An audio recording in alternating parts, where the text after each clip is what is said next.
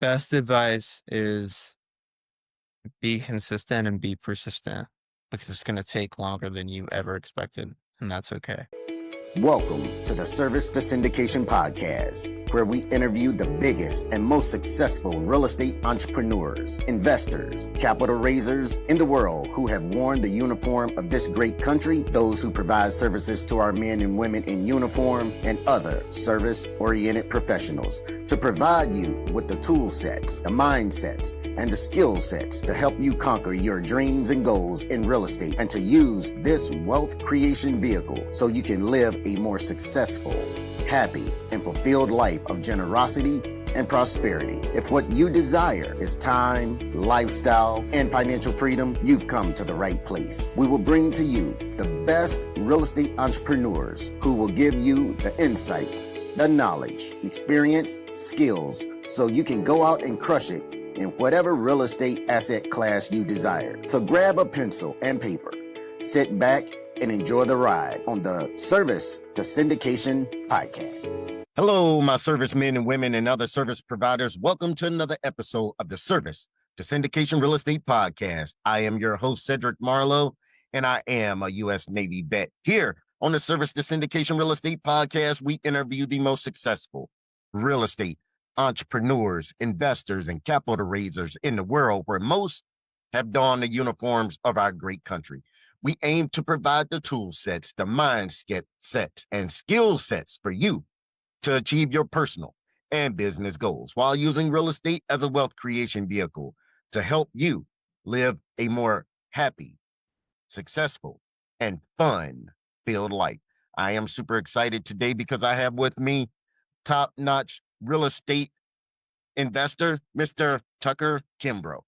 But before I properly introduce our exciting guest to you, as always, I want to ask a favor of you. Please, if you get some value out of this interview, if you get some type of insight, mindset shift, if you learn a new skill, receive new information, receive inspiration or motivation to go out and make some progress in your life, please share this episode with some of your friends.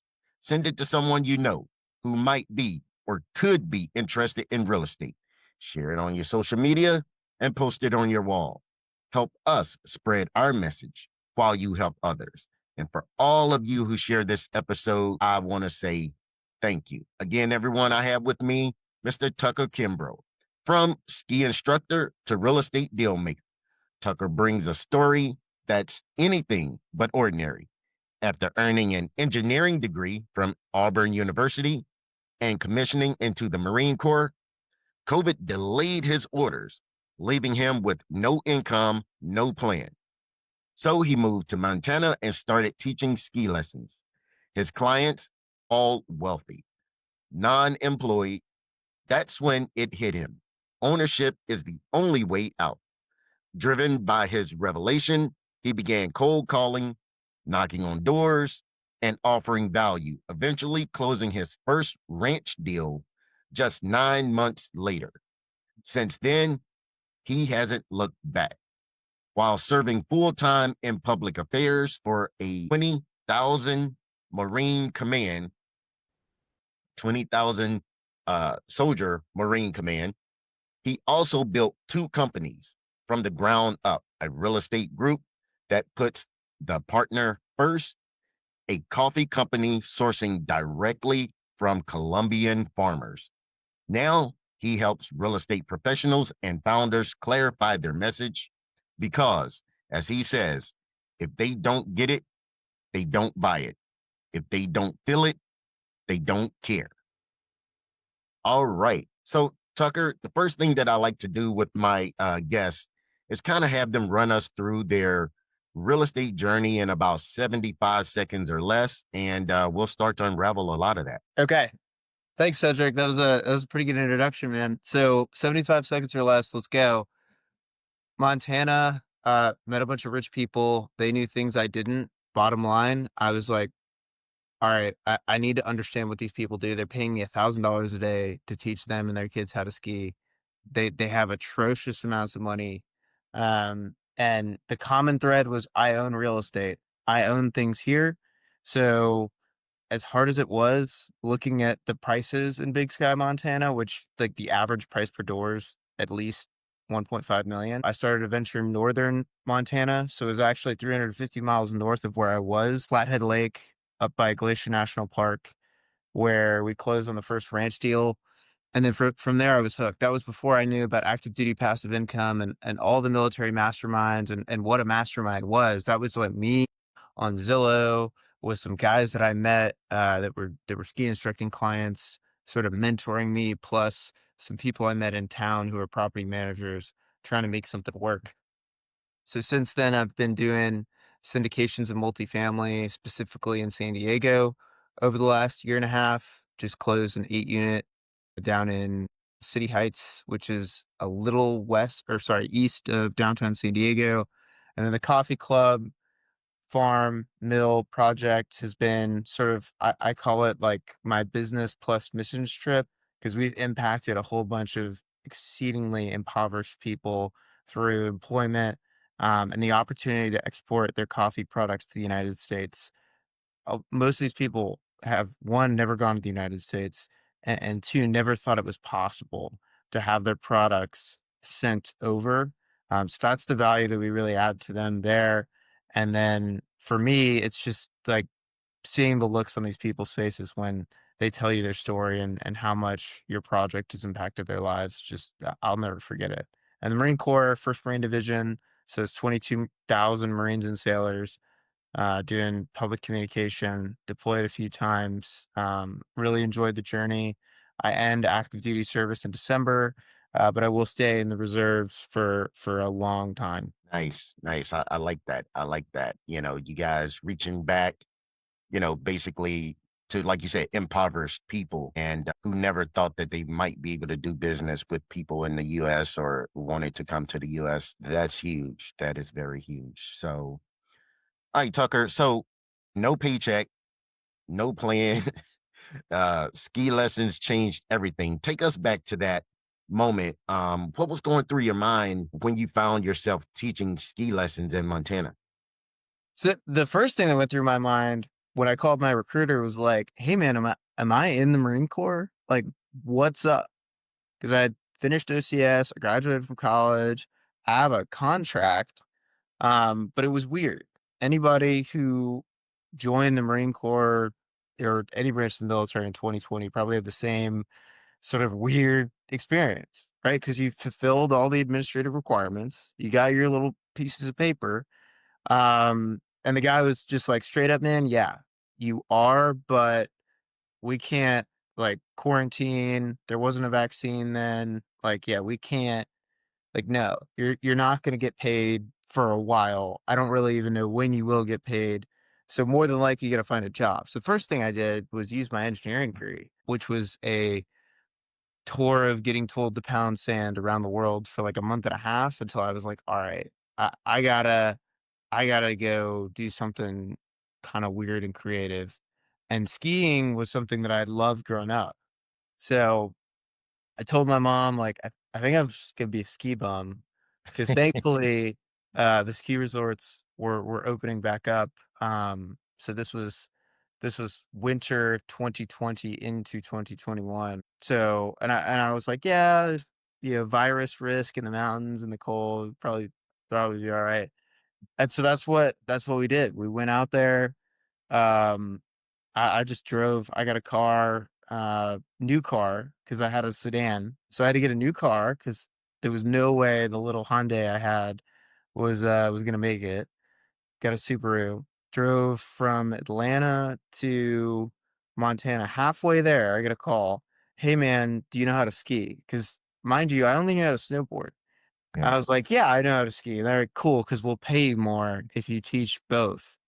So I was like, all right, well, now I got something to do. So I moved to Montana and watched YouTube videos for 2 weeks to figure out how to ski well enough to have the ski instructor exam. And I had massive cuts up my chin and like scrapes all over my face. At one point, I crashed so bad. The people, they didn't know who I was at the time and they didn't remember this, but the people who I had to take the ski instructor test with came over and saw me like face covered in blood, like, "Hey man, are you okay?" And I was like, "Yeah, I'm figuring it out." Mind you, like literally 2 weeks later, same guy is sitting there with a clipboard, like checking off all my little skills. I made it probably by the skin on my chin that I lost, the weeks before. And then, you know, I figured out what the clients were making. So it was all like a rush to figure out how to get good enough to get paid to do this. Cause the alternative was, flipping burgers, and I worked in a pizza shop for a little bit. I didn't like that. Um, and then they were like, "Hey man, you got to sell your own lessons unless you want us to just assign you stuff." So the assignments that I got were fun and they were great, but I had the opportunity to like go out to bars and restaurants, meet people, and then I had like a little code and I would sell them like, "Hey, this is my code if you want me to instruct you and your family." Come to find out, $1,000 ahead if I was gonna go out and sell it. So here I am, engineering grad, kind of an introvert. Like, yeah, dude, you gotta go tell people they gotta pay you $1,000 a head. But like that's what you should do, right? So this weird double negative. All right, cool. So a bunch of people are like, dude, who are you? Like, get out of my face. But I got a couple of people to agree to it. And obviously the caliber of individual that does that is somebody that owns a lot of things. And I'd get invited to these people's houses, hang out with their kids for days on end, and they would sort of tell me about their business background and what they were doing. Because I'd tell all these people, like, yeah, I'm technically a lieutenant in the Marine Corps, but I'm here because of COVID delaying my hiring date. And you tell somebody that, they're like, "Oh, okay, like, yeah, I was in the military," or like, "I would have served." And so I was getting all those kinds of stories. And I was really just taking notes on everything these people told me, because I'm in these like $5 million houses having steak for lunch. And they were really just opened my eyes to, okay, you could figure out how to, with no money, how to get a piece of property. Because a lot of these people were self-made. Like, yeah, I was beating the streets of New York, or I was beating the streets of Philly, and I've came across an opportunity and I just jumped on it. And a lot of times that's what it is. Like, I haven't lived in Montana since 2021, but I've owned property there since then. That's the only thing that keeps me tied to there. If not for owning property, I'd probably have just, written that time off as a cool little experience. But now it's turned into, we started an Airbnb first, ran the Airbnb for a year, and then we subdivided and built another piece of property on the other side, sold it, reinvested back into the Airbnb, and then this year, the 3.5 acres of just bare land that we turned into boat storage park, where people are paying about $100 a month to park their boats right next to the lake. And hopefully over time we evolve and we turn it to actually formal self-storage. But, you don't get to play the game unless you start playing. So kind of a long-winded answer, but just keeping your nose up and being hungry for opportunities. Yeah, definitely. I mean, that was huge. Like you said, you know, the ski story, right? Like I'm thinking like they were just gonna set you up, here are these assignments. You got these 4 clients today. Not that you had to sell them on it. They gave you those clients. But did you know going into it that you would have to do that? So I knew I had bare minimum context from having taken ski lessons when I was younger, just talking to the guys that were teaching me about, because you're basically a camp counselor if you're doing kids. Yeah. If you're doing adults, it's like you're a tennis pro, right, at a country club. That's kind of the mantra, if you will. Um, but they turn you away because not every day of the week are they going to have the amount of people necessary to fill the 80 full-time instructors they have, but they need those 80 for the weekends, right? When there's like 600 people that show up wanting to learn how to ski. So there'd be days of the week consistently where I'd show up and there just wouldn't be enough people to teach. And so that was where, I could either go have fun and ski, which I was going to do either way, or I could find somebody to pay me to also ski. And that was where I was like, all right, well, let me figure out how to talk to these people and how to find them. Cause there's a weird, right? I'm at this resort. These people are coming to these resorts. Most of the people book their ski lessons when they plan their trip. Mm-hmm. So I'm there talking to people who think they don't want me to do this already. They have the predisposed notion that I don't want the service. And so I had to understand how to sell people something that they thought they didn't want. And all these people, mind you, on the back end are like, oh, dude, this was great. Cause right, you skip the lines if you're with me, you get a tour guide if you're with me. And then, I like to think I'm enjoyable enough to spend time with, right? That I enhance the experience. And that was really what it was about. Uh, there's a couple of people I sold in the like hotel hot tub. My friend and I would go, we didn't stay there, but we just go to the hotel, act like we were staying there, and we'd go sit in there, and we'd sit in there for hours, and people would walk through like, "Oh, where are you coming from? Oh, we're coming from New York. Oh, we're coming from LA and San Francisco." Like, "Oh, it's cool. It's cool." I'd probably sell less than 10% of the people that I talked to, but that's syndications, man. Like Yeah. that's working capital. It's like a one to a 0.5% close rate is good. It's solid because you can revolve that, right? If you reach out to 99 people and one person invests with you, well, that means that you got 99 witnesses, right? Those 99 people are like, oh, he actually closed that thing. Well, wait a minute. So, Yeah. anyways, yeah, No, that's no, that is so true. Yeah, absolutely. Those 99 are sitting there like, wow, okay, he did that thing. He was able to actually close that deal, like you're saying. And so now those 99 are going to be now potential for the next syndication that comes your way. Yeah. So now how did being surrounded by asset owning land rich clients in Montana ship? I had never, I mean, my parents both worked. And so for me, it was corporate or die, right? My dad's an attorney. My mom is business development at Chick-fil-A now. She's been all over the place as a consultant. And so I was like, yeah, I'm going to be a general. I'm going to join the Marine Corps and I'm going to rank all the way up and I'm going to get paid to do it. I'm going to deploy and do war fighting, whatever, and I'm going to love it. It wasn't until I met all these entrepreneurs and landowners and, well-to-do folks that I was like, that's just not the way these people think at all. A lot of them think, hey, you need a job to cover your basic needs, do it for as long as you can, but you need to build assets so that you can build wealth. Your 401k is only a piece of the pie. If it's the only thing that you're leaning on, you're screwed. And so a lot of it's like risk mitigation, personal financial risk mitigation, right? I got a house here, I got a house here, I got a wealth fund here, I got an apartment building here. Anything happens, I got all these things between me and streets, right? Whereas the way that I thought about it, oh yeah, I just got a job. Well, you get fired, what now? Oh, I got a severance package. That's it, right? So it just turned into this, create opportunities everywhere you go, and then you'll inherently be fine unless all of it comes crashing down. The likelihood that happens is pretty low. Okay. Now, you closed your first ranch deal after 9 months of cold calling and knocking on doors. What gave you the persistence to keep going during that time?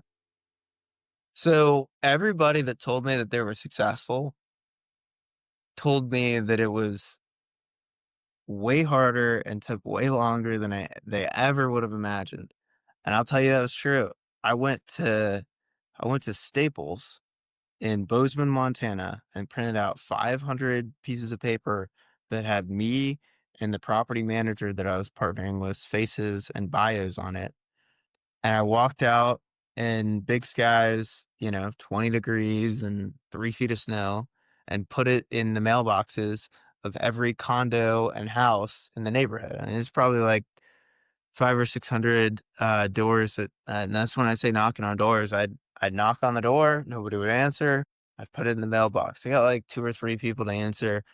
None of them were very happy that I was offering to buy their place. And I just had to not care. I was like, okay, you're not Yeah. selling. Thanks for transferring the door. Appreciate you. And, you got to move on because you're going to get told no a lot. And I think one of the ways that determines whether or not you're going to be successful is how you take that. You could take that lying down and just say, oh, yeah, no, it was never going to work anyways. I tried. Cool. And you can hang your hat on that. And that's fine. But for me, it was this must just be what everybody went through. Like, this must be what all these people that are in all these houses went through to get here, right? Because you're not living in this area unless you've been through something. And I just honestly, I wanted it.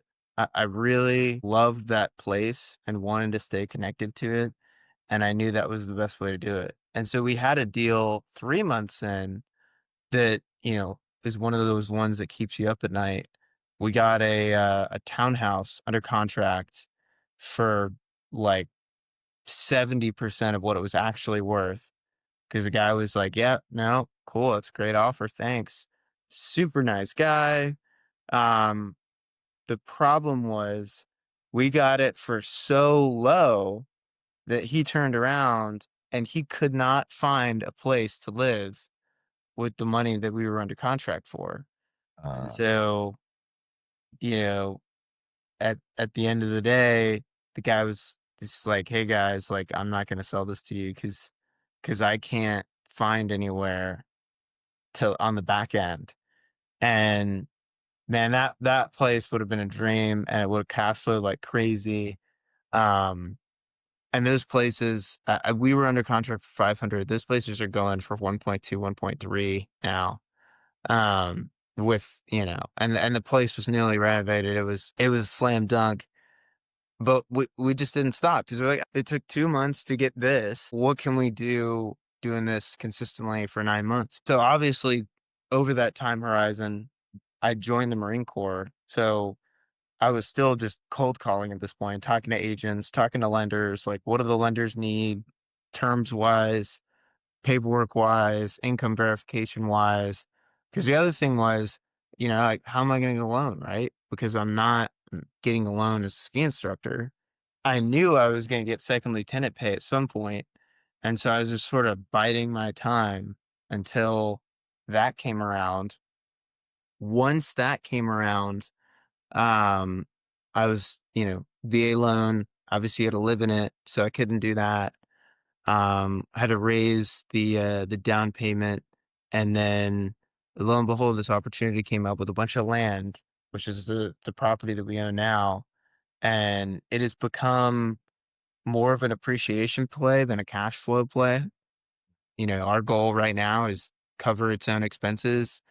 Um, but when you're talking about these kinds of areas, your equity multiples become exponential over time where, it's an equity multiple 5 years in, we're probably looking at point 5, 0.7x right now. But the longer that we sit on that, we hit the 10-year mark, we hit the 20-year mark, we're talking twos, threes, fours. And at that point it becomes an asset that I can just take a loan against. And then it's like having a 401k, a collateralized piece of real estate that I can pull from to buy another one.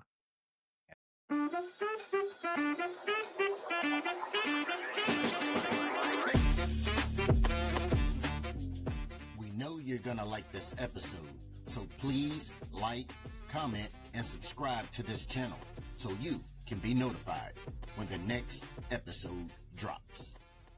Absolutely. That's the play. So why did you choose land and ranch deals as your entry point into real estate rather than, say, residential or commercial? So it was the experts that I knew.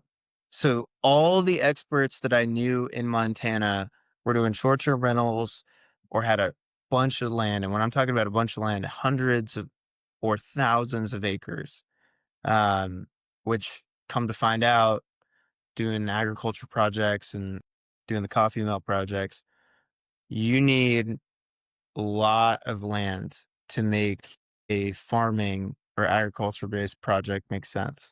So we sort of settled on the short-term rental plan, which works pretty well in Montana. And again, it was just the experts that I was surrounded by, which I'd recommend to anybody, right? If there's somebody in the game of business that knows more than you or is around you, just so long as you like their strategy, why don't you adopt it? The thing that I hate to see is people surrounded by experts in a particular area, and they take all that information and then they try to regurgitate it into this business plan that they made up.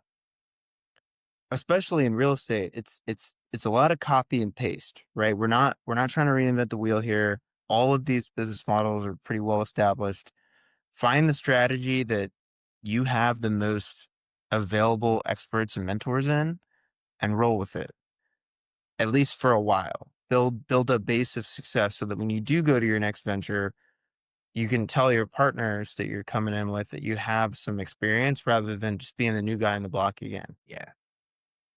Um, so you got that first one underneath your belt. What did that win teach you about deal making, and how do you apply it moving forward? So the first deal, and mind you, this is 5 years ago, so it's fuzzy, but I just remember we were flexible.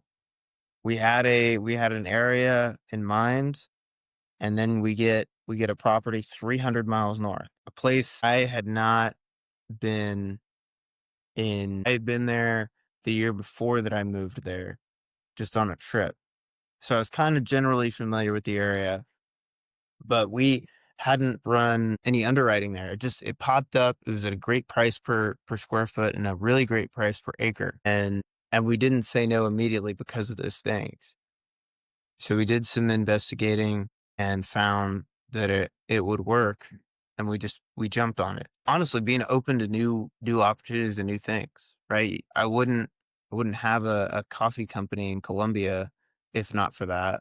And then you got to accept on the back end that, like, okay, this didn't fall into my preordained business plan, so there's probably going to be some unexpected friction, and I just got to deal with that, right? And I got to figure out what these second order effects, third order effects of this decision are going to be as much as I can on the front end.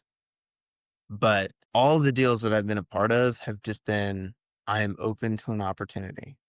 Now, I haven't always been open to opportunities. At times I've been closed off because I've been deployed or I've been really focused on developing a project. Because once you get it, you got to focus on it, right? Finish the business plan, and then you can do the next thing.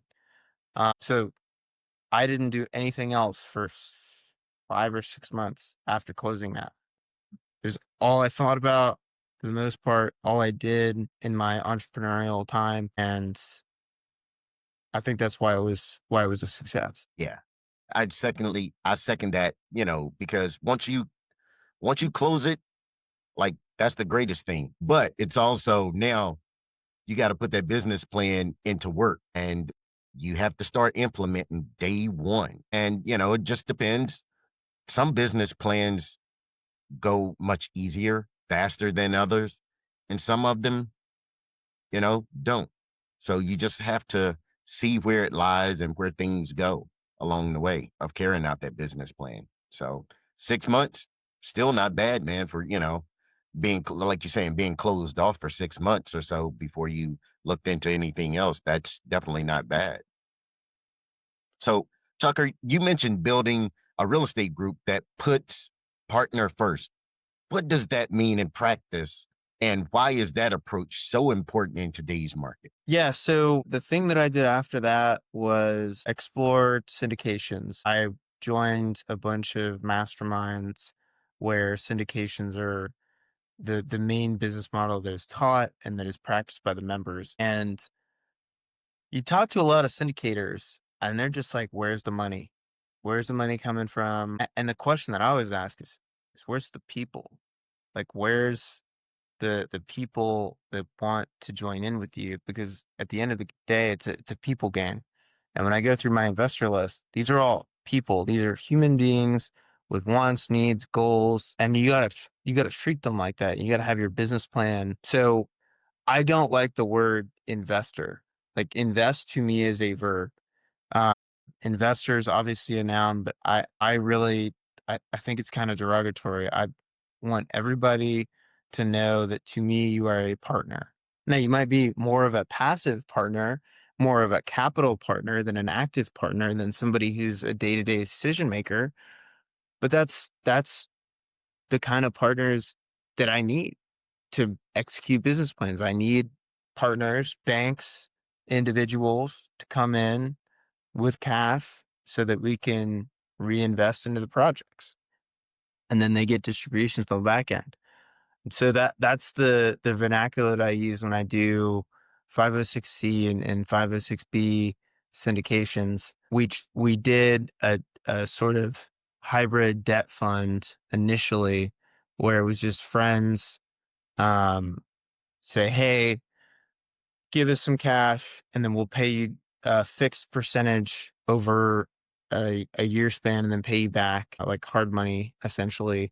Mhm. And we, once I did that a couple of times, I realized it was harder to keep up with than syndications. And there's not the upside for the partners, and there's not the liability coverage from the legal side. So now I've sort of pivoted over to mostly focus in on syndications. But I think the way that I talk to people and the way that I treated people carries over to syndications, where I'm not looking for investors.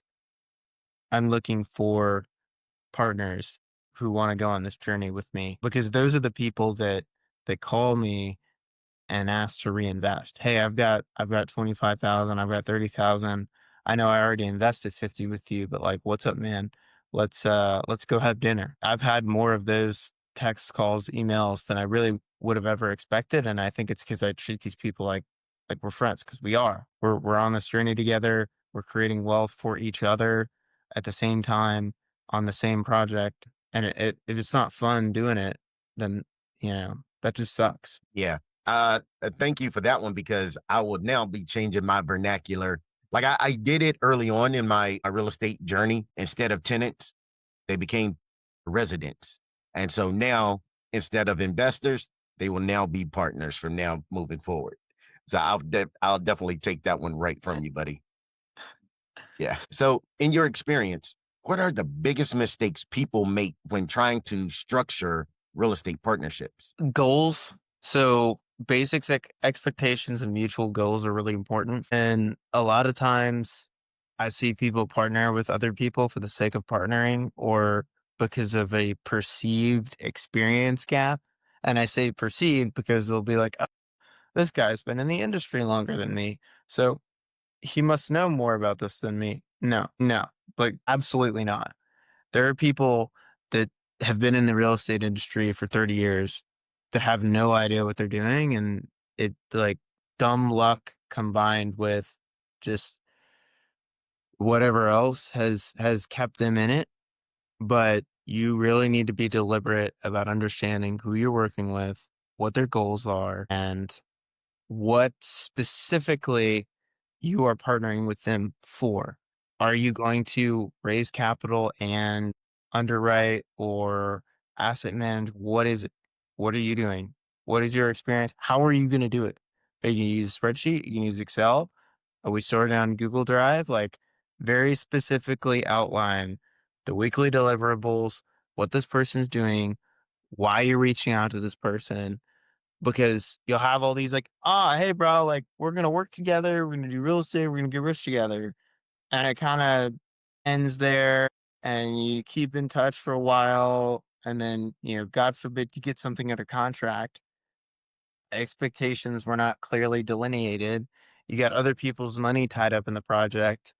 It's a recipe for disaster. I've seen it time and time and time again. So really partner with people because you deliberately and specifically want to work together on a project for specific reasons, and it'll go great. Otherwise, it probably will not. Okay. Now, as I mentioned, you're in the Marines. Now, how did your Marine Corps training, especially your role in public affairs, shape how you approach storytelling and messaging in business and real estate? So the Marine Corps just really proves to yourself that you cannot quit or that you won't, one of the two. And that's the mindset that you got to take into messaging, because a bunch of people are going to agree with you because a lot of the things that you'll say are objectively true, but that doesn't mean that they want to partner with you. And so when I message people, it's it's more transparent than, hey, we got this deal, we get these numbers. Like, nobody cares. But if it's, hey, I've been working in this industry for a while, these are kind of the patterns that I'm seeing. I think there's going to be some opportunity on the horizon. Then all of a sudden, people are, what's the opportunity? What's coming up? What's going on? Wait a minute. Hey, what's up, man? Oh, what are you talking about? You start to build people's interest and hunger when you talk about things that you've done. And so you just tell your story. Some people are like, well, but like I haven't done a whole bunch of syndications and all this stuff. Well, what do you think I was telling people when I was buying this ranch in Montana as a ski instructor? I didn't have any experience. I would tell people that, hey, I haven't done this before, but I've been doing this. Hey, I don't know a lot about this, but I do know a lot about this other thing. And I think it'll carry over because of this, this, and this. Never misrepresent yourself. I'll be on calls with business owners, and the more transparent I am and the more straight that I shoot them about where we're at and what we've done, the better the call goes and the more likelihood that we end up working together. Because anybody who's more successful than you is going to see through whatever facade of like, oh, yes, we have a hybrid debt AI fund and we are making, XYZ distribution. Like, okay, what are you actually doing, bro? You plugging in people's bank accounts with ChatGPT, right? Like, whatever it is, they've been there. They know what you're doing. Don't pander. Like, be straight up. You never done a project before? Hey, I've never done a project before, but I heard about the syndication thing. And then just accept the fact that it's going to take a while for somebody to invest. But at least if they do, they did under the right pretenses, and they're more likely to again. Yeah, totally. We also mentioned you're building companies while serving full time. What systems or habits help you juggle military service and entrepreneurship? So calendar, right? 6 a.m. is when we're doing this call my time. Obviously, I didn't need to be into work today at 6 a.m. And so just pushing out at least 2 weeks what I'm going to do, or at least what I'm going to block in every hour of every day, whether it's sleep, the gym, dinner, right? All that stuff's blocked out. So, hey, these are the few things that I can do during this period of time. So that way I can appropriately schedule my life. I don't know another way to do it. I've tried other things. I've tried just kind of doing it by default, and you end up getting steamrolled by yourself because you either over or under commit to priorities that you have, and something ends up consuming your entire day because you didn't plan ahead. Yeah. And another thing that you say is it's not your product, it's your message. Now, how does that concept apply to someone trying to raise capital or attract real estate partners? Almost all real estate syndications have a lot of the same IRR, equity multiples, cash flow. There's like an average. It's a moving average, but it's pretty consistent, quarter over quarter. And for that reason, people are gonna be like, why would I want to talk to you versus this other group? Because there's a lot of groups doing syndications. And the reason that people choose particular investment groups is based on how they make them feel. It's not based on the logic, because it's all the same logic, right? It's multifamily, invest, you increase the rents, you sell, refinance. Like, it's all the same business plan with a few nuances sometimes. But again, it's a pretty consistent business model. But certain investment groups make people feel confident and others don't. Why? Experience, communication, and market is really it. So you talk about, hey, we have experience doing this, this, this, and this. Be truthful about that. If it's your first time, that's okay.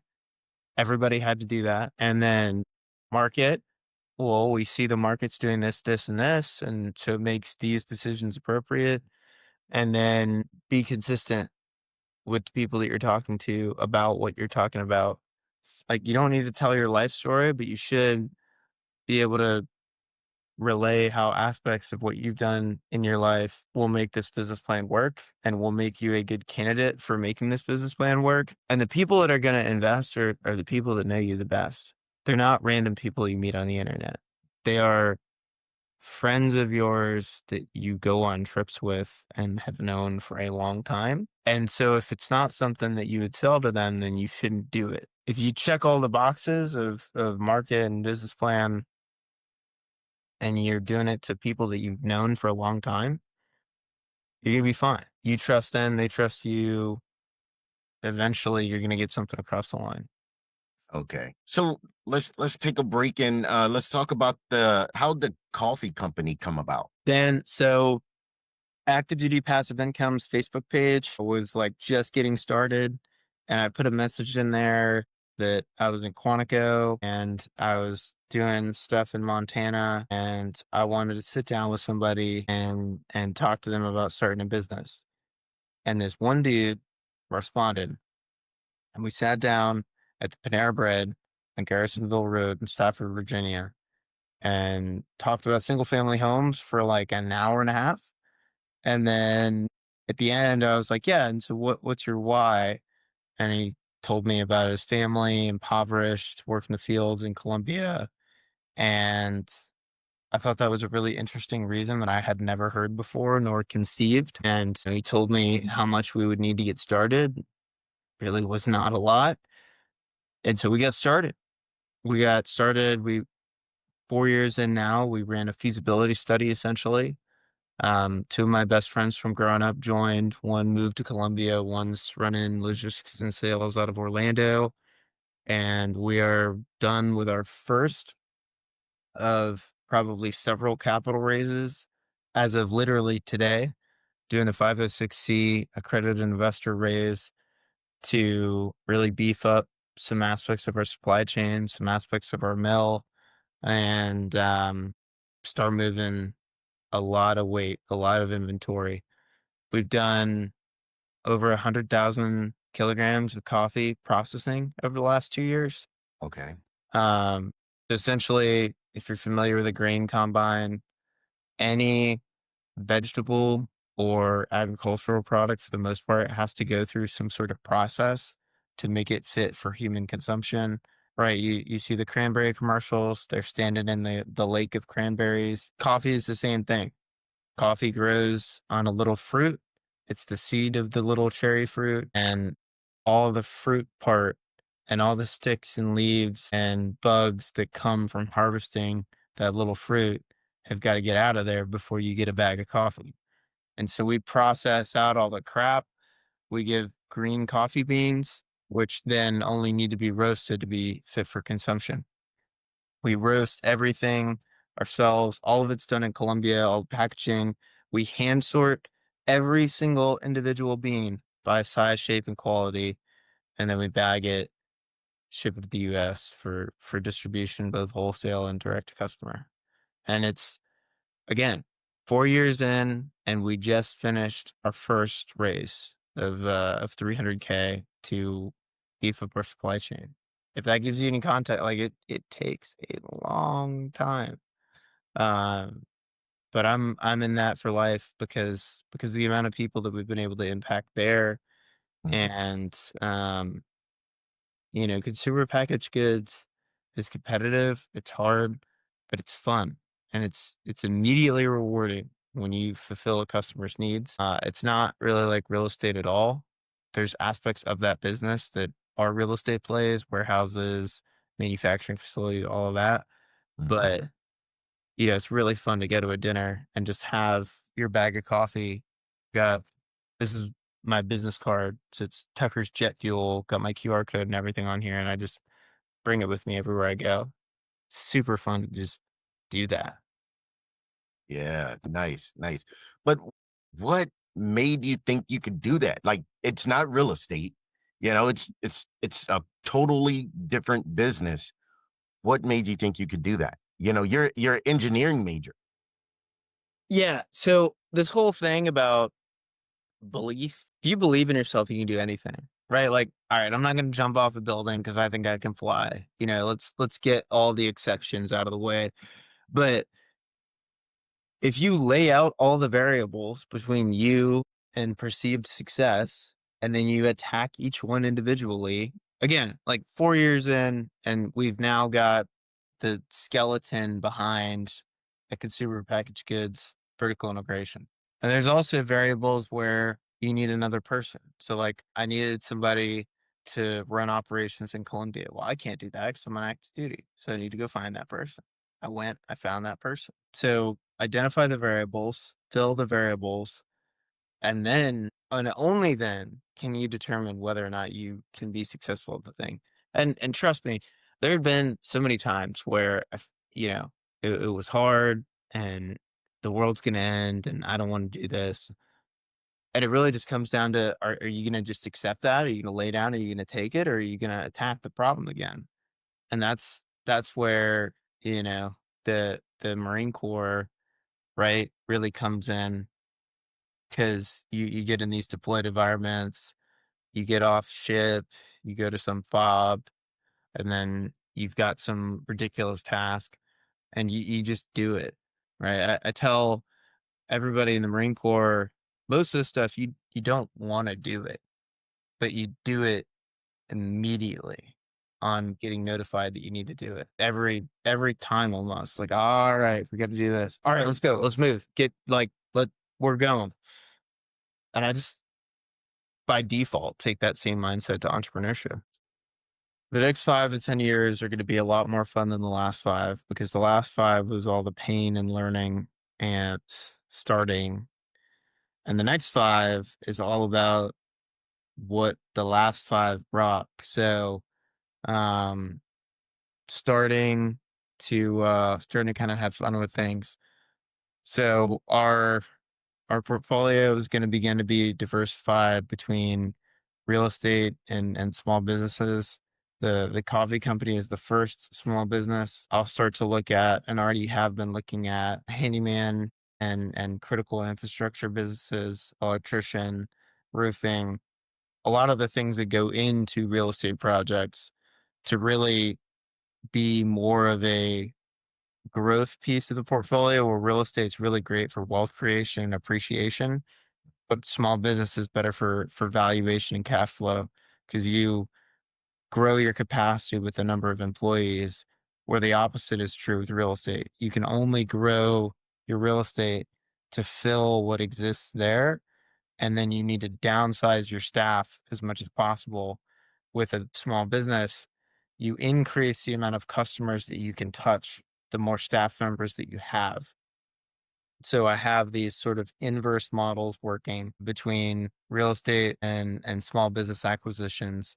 And I'm going to grow that out over the next 5 to 10 years, which is essentially the beginnings of what I call my own little private equity group. So it'll be interesting. It'll be a slow grow, but I'm excited for it. All right. All right. So, what's the best advice you've received from a client or mentor in real estate?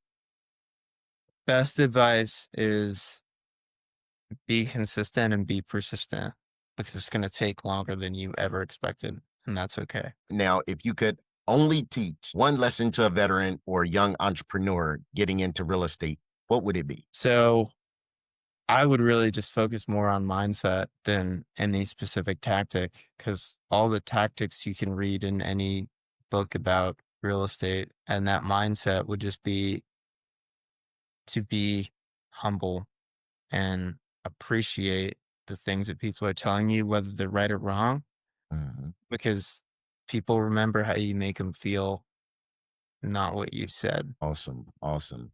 Well, Tucker, it has been a blast having you as our guest today. As we close out please tell our listeners where we can learn more about you, get in touch with you, and learn about all the fabulous things you have going on right now. So Tucker Kimbrough on LinkedIn and all the social media platforms. And then my website is patriottoprosperity.com. And that's where the hybrid debt fund / private equity fund will start to be placed over time, sort of building the website out as we speak. But I love talking to people. So if anybody wants to reach out, talk about experiences, talk about their business plan, I'd love to. All right.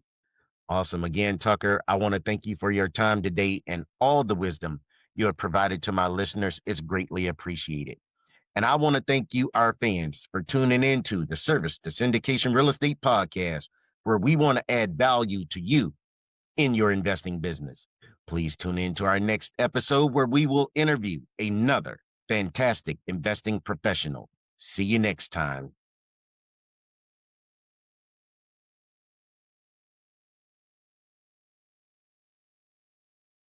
Thanks for listening to the Service to Syndication Podcast. We want you to know that we love and appreciate your support, and we are grateful about being a part of your journey to becoming a successful real estate entrepreneur. Please share this episode with a friend who you think will get a lot out of what you just heard. Send it to someone who you know is interested in real estate and dreams of having it all and being the best they can be in all areas of life. And if this was really valuable, share it on your social media stories and timelines. Thank you for watching and listening. Now go be great.